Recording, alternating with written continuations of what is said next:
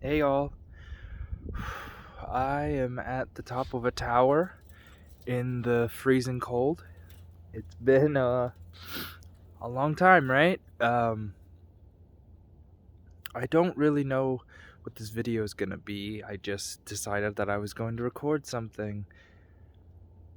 And I guess maybe it should be something like where I was or what the plan is. But to be honest, I don't really have a plan. I'm just at the top of a tower in the woods, smoking my last cigarette or my last tobacco, whatever, you know what I mean. And stepping into the future, I was kind of paralyzed after Faye and Ray died, and the only thing that I got done really in that 4-month span is that 1 hour video, and then maybe like a little bit of writing, and like I had such great times with people, but I just wasn't productive. Like I wasn't working, I was just sleeping most of the time, and absorbing way too much YouTube. I started reading a book, and it's a religious book, and I don't want people to be like, she's talking about religion, because I don't really know where I am at the moment with my life or with my faith, or what. Like I there's something bigger than me. I feel like that is true, but I don't really know. But I started reading this book. I read it when I was a kid. It's called Static Jedi. It's a very religious book. It's about growing closer to God, but I think it's also about improving yourself. Like, I guess I initially started reading it as a self-improvement project, and I just started reading the first couple pages, and I felt just called out. Like I was wasting my life away. Like, if every day was $1 or every hour was $1, I would be, giving $24 and burning it in the air. So I started to do something else. I started to read and try to do something for myself and also for others. And that really helped. That really made the difference. So basically, I started waking up earlier. I started reading more. I started reading the Bible and talking to God, but not just about talking to God, but about being in the quiet. Like, can you hear what's around me in this freezing cold Minnesota day? It's amazing, the feeling of the quiet. And I feel like, especially with the last 4 months, we've all just been drowning in static and noise and nonsense and bullshit. Like, it was just so nice to find quiet, to not have a screen, to not have a person, to not feel lonely when I'm not with people, and feel fucking paralyzed whenever I'm alone. So this book helped me, and it has challenged me that I will be reading the gospel, Matthew, Mark, Luke, John, and then hopefully next week I'll be doing a video about how the gospel is, anti-fascist. So that'll be a lot of fun. I hope to talk a lot about Jesus as a socialist. Oh no, I'm sorry. You thought that this was going to be something like, I came to Jesus, started detransitioning. No. See, Jesus loves me as a radical trans queer person, all right? I'm still thirsty for justice. I am still, fighting for people and the weak, which is what Jesus calls us to do. I mean, if we're being honest here. So don't think that this is getting any less radical. Don't think that this is going to become some kind of, I don't know. I guess I really want to counter a lot of people's positions with actual biblical truth, not just like as reading it, because I've read the Bible a couple of times, but as knowing it, as believing it, maybe just for a time period, but I really want to try to believe. And I told God that I would, because after Faye and Ray died, I just said, God, if Trump loses, I will do whatever you say. I had my Martin Luther moment where he thought the world was ending, so he gave everything up as long as he could live.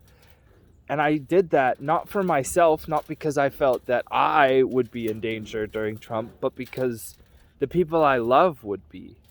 I had already lost 2 people to the the anti-trans agenda in the medical field.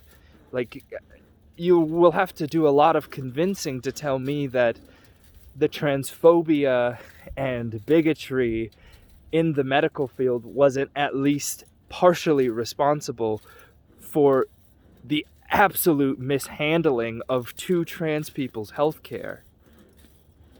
2 trans people that I loved and cared about. So maybe it was a bad reason. And maybe I'm wrong, and maybe there isn't something out there, but I'm gonna try to find it. Why not? It's not like I'm doing anything else with my life. I thought my life would be over if the election happened, and then the next day came, and now I am curious what's next. I recently accepted a job that'll be taking quite a bit of my time, but I really hope that I can get back to this and feeling like this. And if you are interested in this feeling, or interested in what kind of brought me here, I want you to reach out. I would love to have a conversation about this. I want to become in control of my life, in control of my time and my energy. And I don't know, I guess this is how I start. We'll see how it ends, because I can't keep wasting my life like I did the last 4 months. I gotta do something.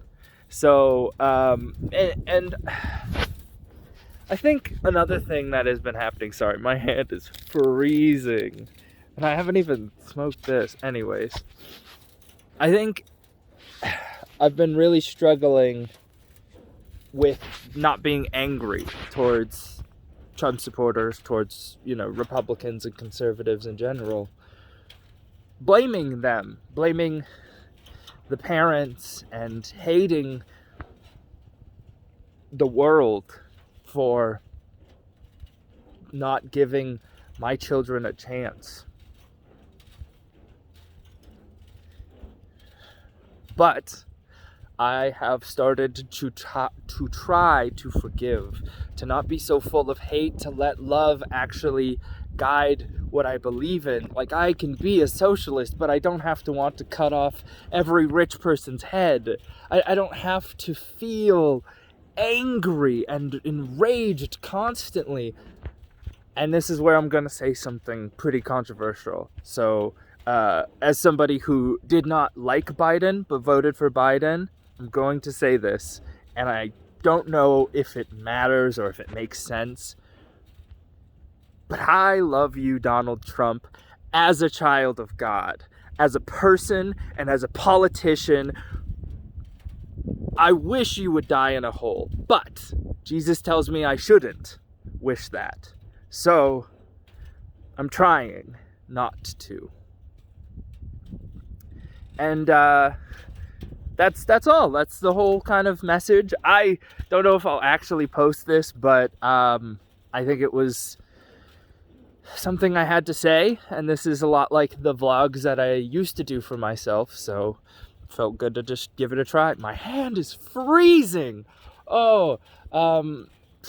Like and subscribe, I guess, or I don't know what direction this channel is going, but maybe this is something you're interested in. Maybe this is a perspective that you haven't heard before. So